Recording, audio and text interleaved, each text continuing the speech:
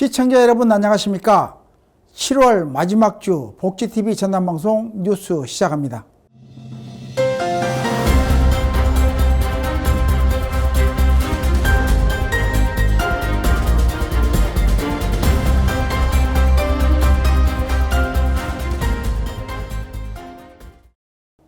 고흥군이 귀농어 귀촌인의 디지털 역량을 높이기 위한 인공지능 활용 교육을 마련했습니다. 농업 현장에서 바로 활용할 수 있는 실습 중심 교육을 통해 안정적인 정착과 경쟁력 강화에 나섰습니다. 정환의 기자가 취재했습니다. 고흥군이 군청 우주홀에서 귀농어 기촌인 역량 강화 워크숍을 열었습니다.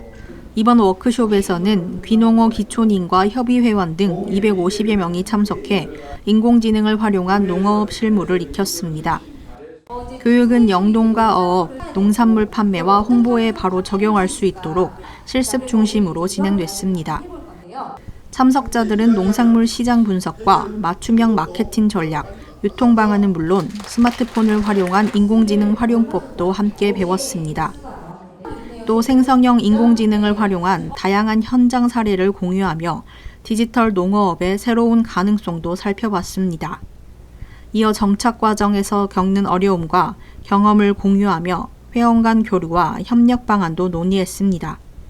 공영민 고흥군수는 농어업도 인공지능과 디지털 기술을 적극 활용해야 경쟁력을 갖출 수 있는 시대라며 귀농어 기촌인이 안정적으로 정착할 수 있도록 교육과 지원을 지속적으로 확대하겠다고 밝혔습니다. 고흥군은 앞으로도 실질적인 교육과 지원을 확대해 귀농어 기촌인의 안정적인 정착을 뒷받침할 계획입니다. 복지TV 뉴스 정아림입니다. 다음 뉴스입니다. 광양시가 지역 제조업의 인공지능 전환을 위한 협력체계 구축에 나섰습니다. 행정과 기업, 교육기관이 함께 제조업 경쟁력 강화와 미래산업 기반 마련에 힘을 모으기로 했습니다. 김재상 기자가 전합니다. 광양시가 전남 테크노파크, 광양만권 HRD 센터와 함께 스마트 제조 스케일업 컨퍼런스를 열고 지역 산업의 인공지능 전환을 위한 업무 협약을 체결했습니다. 이번 협약에는 광양시와 기업, 대학 등 6개 기관이 참여해 지역 산업의 인공지능 전환과 기업 경쟁력 강화를 위해 협력하기로 했습니다. 행사에는 산업계 관계자와 청장년 구직자 등 200여 명이 참석했으며 컨퍼런스와 정책 상담, 기술 전시도 함께 진행됐습니다. 현장에서는 제조업과 인공지능을 접목한 혁신 사례와 디지털 전환 기술이 소개됐으며 기업들의 실제 적용 사례도 공유됐습니다. 또 중소기업을 대상으로 기술 도입 지원 정책을 안내하고 현장 상담을 진행하며 기업들의 디지털 전환을 지원했습니다. 박성현 광양시장은 이번 협약을 계기로 지역 기업의 인공지능 기술 도입을 적극 지원하고 제조업의 혁신 기반을 더욱 강화해 나가겠다고 밝혔습니다. 광양시는 기관과의 협력을 바탕으로 지역 산업의 디지털 전환과 제조업 경쟁력 강화를 지속적으로 추진할 계획입니다. 복지TV 뉴스 김재상입니다.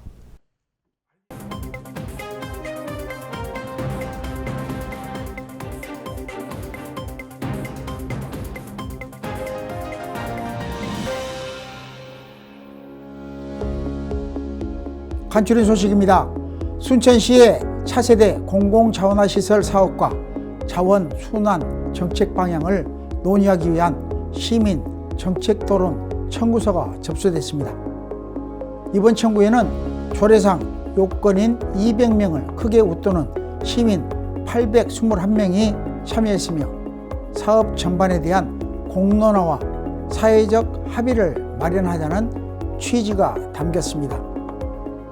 순천시는 관련 절차를 거쳐 시민과 전문가가 함께하는 정책 토론회를 지원할 계획입니다.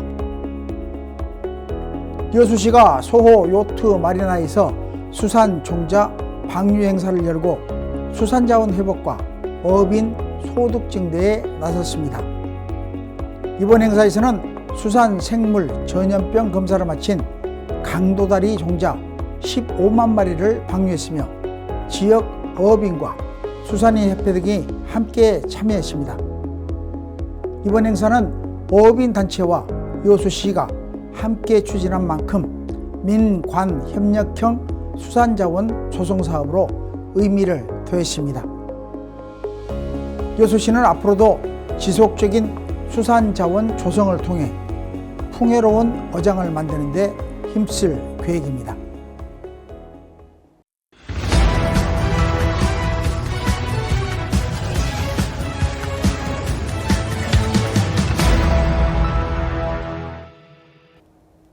전남의 사건, 사고 소식을 전하는 전남사건 집입니다.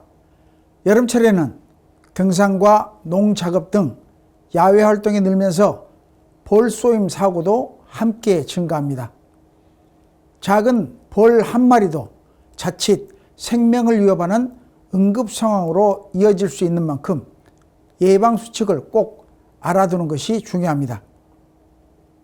오늘 전남사건 집에서 전해드립니다. 여름철은 벌의 활동이 가장 활발한 시기로 벌쏘임 사고가 집중되는 시기입니다. 특히 7월부터 9월 사이에는 등산이나 벌초, 농작업 등 야외 활동이 많아지면서 사고 위험도 함께 높아집니다. 벌을 자극하지 않는 것이 가장 중요한 예방법입니다. 야외에서는 향수나 향이 강한 화장품 사용을 줄이고 밝은 색의 긴 소매 옷을 착용하는 것이 도움이 됩니다. 또 음식물과 음료는 뚜껑을 덮어 벌이 접근하지 않도록 하고 벌집을 발견했다면 가까이 다가가거나 직접 제거하려 하지 말고 안전한 곳으로 이동한 뒤 119에 신고해야 합니다. 무리하게 벌을 쫓거나 벌집을 건드리는 행동은 더 큰 사고로 이어질 수 있습니다. 벌이 주변을 맴돌더라도 손을 휘젓거나 뛰어다니지 말고 머리와 얼굴을 보호하며 천천히 자리를 벗어나는 것이 안전합니다. 만약 벌에 쏘였다면 벌침을 옆으로 밀어서 제거 후 상처 부위를 깨끗이 씻고 냉찜질을 하는 것이 도움이 됩니다. 하지만 호흡곤란이나 심한 붓기, 어지럼증 같은 알레르기 증상이 나타난다면 즉시 119에 신고하고 의료기관의 치료를 받아야 합니다. 여름철 야외 활동이 늘어나는 만큼 기본적인 안전수칙을 실천하는 것이 벌쏘임 사고를 예방하는 가장 좋은 방법입니다. 이상으로 전남사건집이었습니다.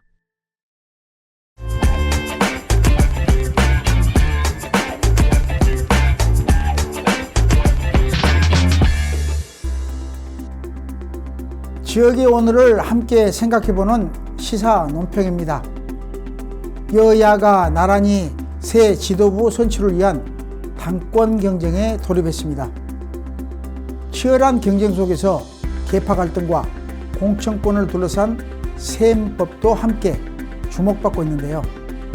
오늘 시사 논평에서는 꿀벌의 생태를 통해 여야 당권 경쟁의 모습을 함께 살펴보겠습니다.